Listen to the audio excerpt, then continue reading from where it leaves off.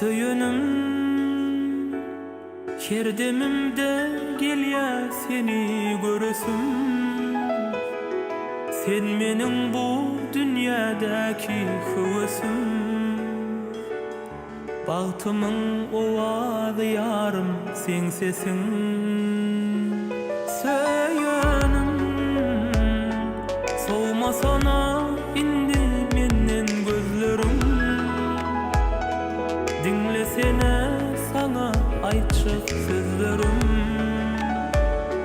Kursağımda duysana sen öz yerin.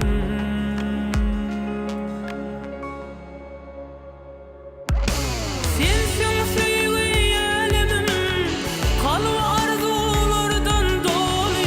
Bana o dailim, çağır yar bu sevgi yolu. Bağlasana gel bugün, özün bilen dünyamı. Sensin söyle alemim, kalbi arzulardan dolu. Bana o dailim, çağır yar bu sevgi yolu. Bağlasana gel bugün, özün bilen dünyamı.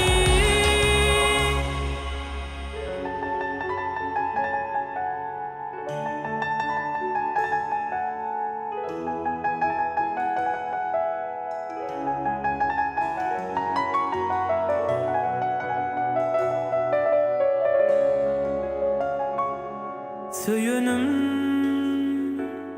kerdemimde dine seni söyürüm. Seher yerlerinde näden duyuyorum. Dine sana bağlı bu duygularım. Söyönüm her günümde yetmek isteyen sana. Gece nurana ay bulup asmana